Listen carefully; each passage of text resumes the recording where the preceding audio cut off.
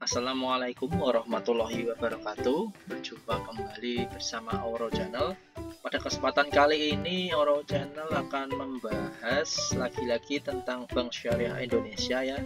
Cukup menarik bank ini karena mengingat growth-nya yang sangat besar ke depannya estimasi. Oke, ini saya bahas karena laporan keuangan kuartal keempat masing-masing emiten ya. Ada BNI Syariah, BRI Syariah, dan Mandiri Syariah ini sudah pada rilis. Kita akan membandingkan dengan BTPN Syariah. Pembahasan kita tempo lalu kan masih di kuartal ketiga ya. Jadi coba kita ulas di kuartal keempat kali ini.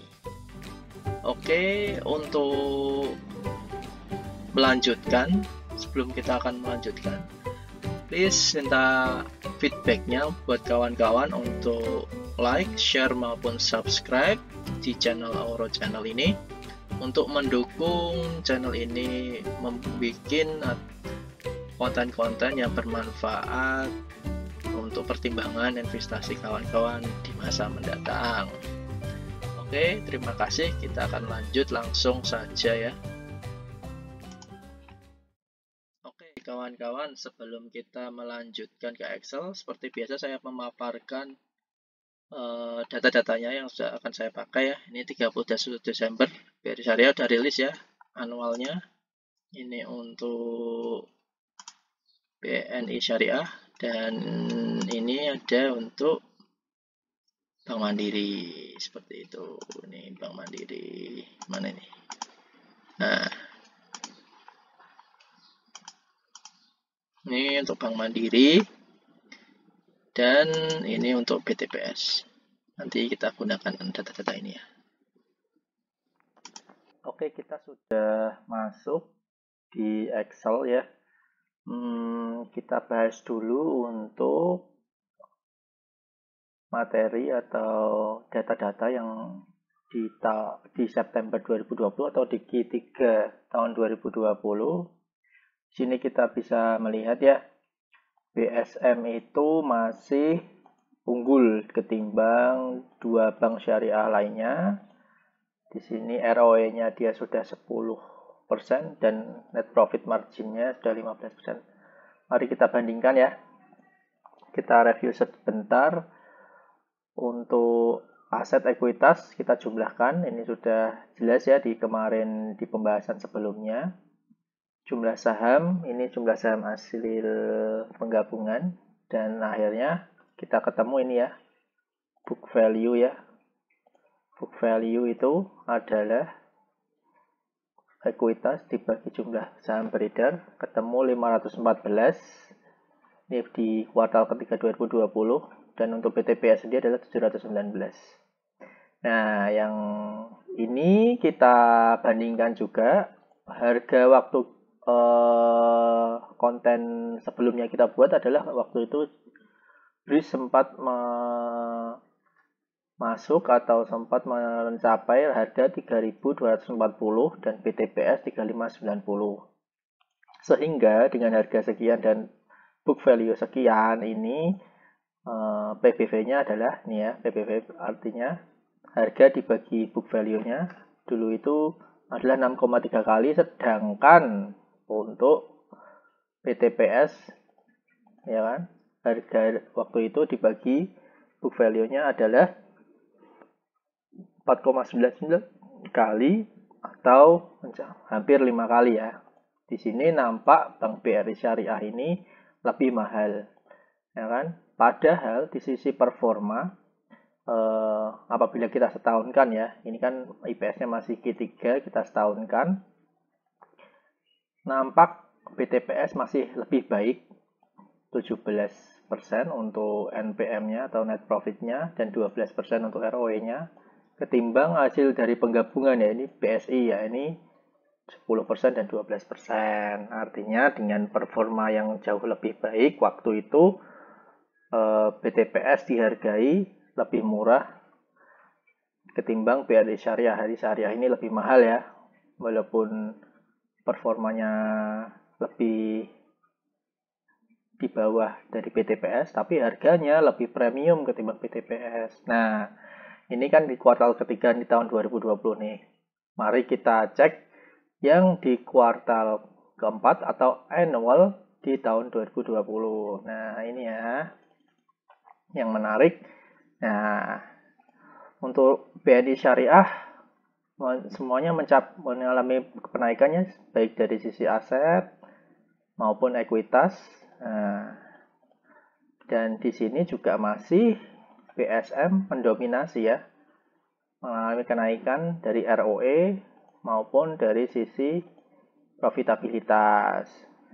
Dari revenue penyaluran dana pun juga mengalami kenaikan, BNI Syariah, BSM, dan BRI Syariah, seperti itu ya.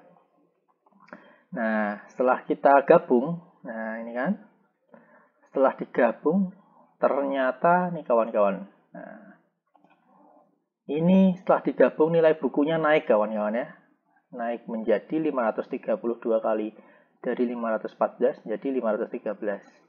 Dan yang cukup mencengangkan adalah di BTPS ini book value-nya naik signifikan kawan-kawan.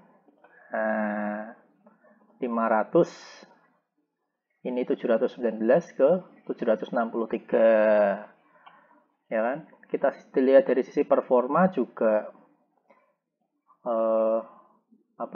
BTPS ini mengalami kenaikan, net profit-nya naik signifikan menjadi 21%, seperti itu ya kawan-kawan. Nah, ini kita sudah rangkumkan di sini ya. Kita coba lihat.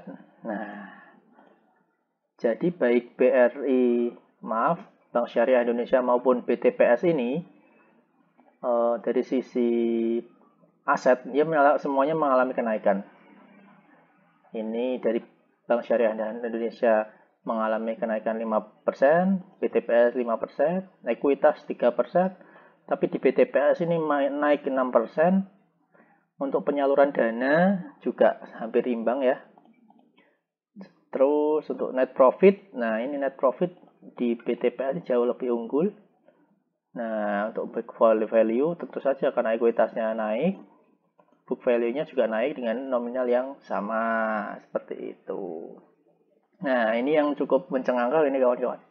Ketika book value BTPS ini naik dari 719 menjadi 763, harga yang floating di masyarakat itu juga naik nih. Dari 3590 menjadi 3830. Nah, cukup signifikan ya kawan-kawan ya. Ini per hari ini, per tanggal 21 Februari, berarti harga penutupan hari Jumat kemarin, BTPS dihargai premium di 3830. Namun, PBV-nya tetap kawan-kawan. Nah, sekitar 5 kali. Nah, artinya di sini sangat signifikan ya, book value ini mempengaruhi harga floating di market seperti itu. Nah, Bank Syariah Indonesia, nah ini kan, Bank Syariah Indonesia juga mengalami kenaikan book value. Namun, karena sebelumnya ini dia sangat lebih premium ketimbang BTPS, akhirnya pasar pun juga mengikuti kawan-kawan. Nah, ini dengan hampir sama ya book value-nya, dia hanya dihargai 2.690.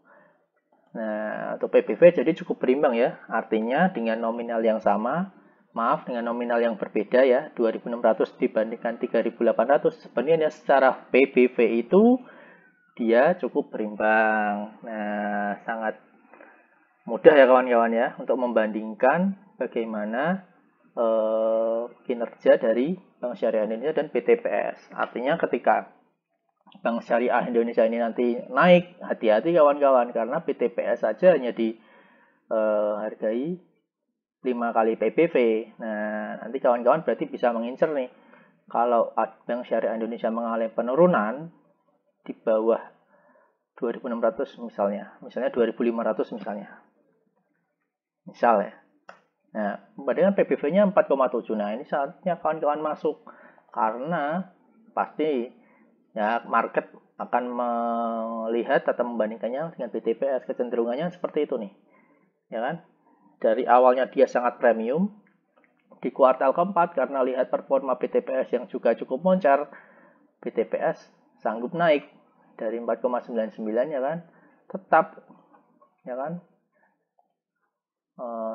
book value-nya naik, harga floatingnya ikut naik. Nah, kalau BRI atau Bank Syariah Indonesia book value-nya naik, tapi harganya kenapa turun? Ya karena dia mengikuti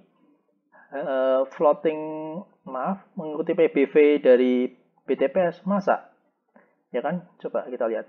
Masa profitabilitasnya lebih bagus BTPS kok? PBV-nya jauh lebih unggul. Kan seperti itu. Logika sederhana saja seperti itu. Ya kan? Nah, sekali lagi ini disclaimer on juga ya. Keputusan investasi ada di tangan kawan-kawan sendiri. Artinya ketika nanti harga di bawah PBV 5 kali, bisa dikatakan dia nanti di bawah BTPS seperti itu. Di sini sangat berpengaruh ya harga buku itu terhadap harga floatingnya. Ya, sekali lagi ini dari 719 menjadi 763, ya kan? Ini juga ikut mengikuti 3.590, nah, menjadi 3.830 seperti itu. Makanya setiap ada laporan keuangan bisa diupdate kawan-kawan. Gimana sih PBV-nya per hari ini? Nah, BTPS itu berarti rata-rata dihargai sekitar 5 kali seperti itu.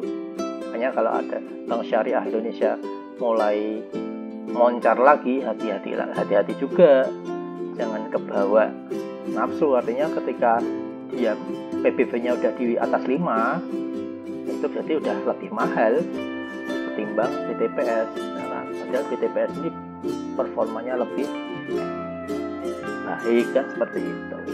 Sederhana sekali ya kawan-kawan, bagaimana kita menentukan harga itu mahal atau murah. Tapi semua itu tergantung kawan-kawan menilai. Untuk berinvestasi, disclaimer on ya, untuk itu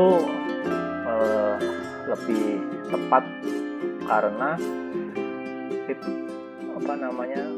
book value itu sangat berpengaruh pada nilai floating dari di market sendiri, seperti itu kawan-kawan. Oke, sekian dulu penjelasan saya tentang Bank Syariah Indonesia ini. Jadi per Desember ini sudah muncul ya laporan keuangannya dan didapatkan ternyata sama-sama nih PBV-nya naik. Nah, BTPS sendiri menyesuaikan ya, harganya ikutan naik, tapi BRI Syariah atau Bank Syariah Indonesia mengalami penurunan nih. Nah, dia menyesuaikan PBV rata-rata dari BTPS Syariah seperti itu. Oke kawan-kawan, terima kasih atas perhatiannya. Please feedbacknya untuk like, share, dan subscribe channel ini sehingga bisa terus bermanfaat bagi kawan-kawan, memberikan banyak informasi tentang fundamental perusahaan yang bisa sebagai pertimbangan untuk investasi kawan-kawan. Terima kasih. Assalamualaikum warahmatullahi wabarakatuh.